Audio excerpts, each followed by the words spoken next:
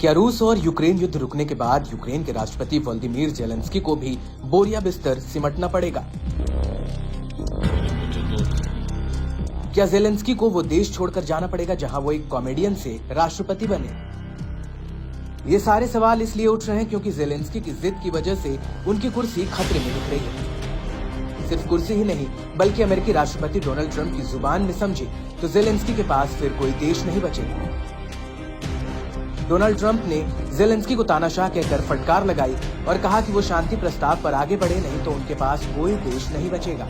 But think of it, a modestly successful comedian, President Zelensky talked the United States of America into spending $350 billion to go into a war that basically couldn't be won, that never had to start and never would have started if I was president, not even a chance, and it didn't start for 4 years. He refuses to have elections, is low in the real Ukrainian polls. I mean, how can you be high with every city is being demolished? It's hard to be high. Somebody said, oh no, his polls are good, give me a break. Every city is being demolished. They look like a demolition site, every single one of them. And the only thing he was really good at was playing Joe Biden like a fiddle. He played him like a fiddle. That's an expression we use, Yasser, to say that he's pretty easy. दरअसल Saudi अरब में रूस और Ukraine जंग रोकने के लिए रूस और अमेरिका के बीच महत्वपूर्ण बैठक हुई, लेकिन इस बैठक की सबसे खास बात यह रही कि इसमें यूक्रेन के राष्ट्रपति जेलेंस्की शामिल नहीं हुए।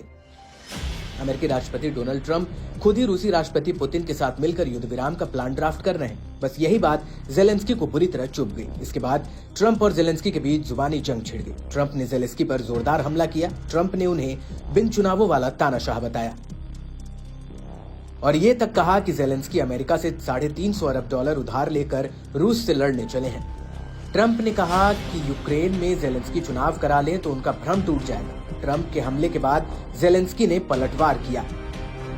जेलेंस्की ने कहा कि ट्रंप झूठ की दुनिया में जी रहे हैं जो रूस ने तैयार की है।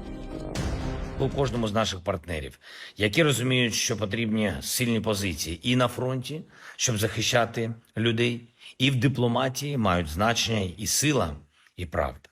Доповіді були щодо діпстрайків по російських військових об'єктах і по інфраструктурі Росії, що обслуговує війну.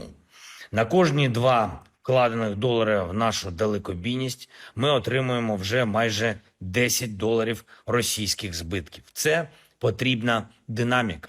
Росія повинна відчувати ціну війни, щоб дійсно хотіти миру.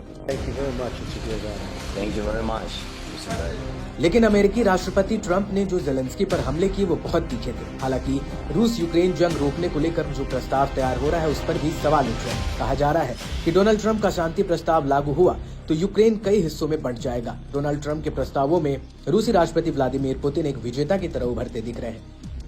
जेलेंस्की को प्रस्ताव की भनक भी है, तभी वो भड़के हुए हैं। लेकिन साफ है कि ट्रंप ने इशारा कर दिया है कि जिस हिस्से पर अब रूस कब्जा है वो यूक्रेन हासिल नहीं कर पाएगा। साथ ही यूक्रेन को नाटो का सदस्य भी नहीं बनाया जाएगा। बड़ी बात यह है कि रूस ने यूक्रेन के लगभग 20% क्षेत्र पर कब्जा कर लिया है। ऐसे में अब ट्रंप की शांति की कोशिशों पर जेलेंस्की पलीता न लगा दें तो ट्रंप उन्हें एक के बाद एक धमकी देते जा रहे हैं।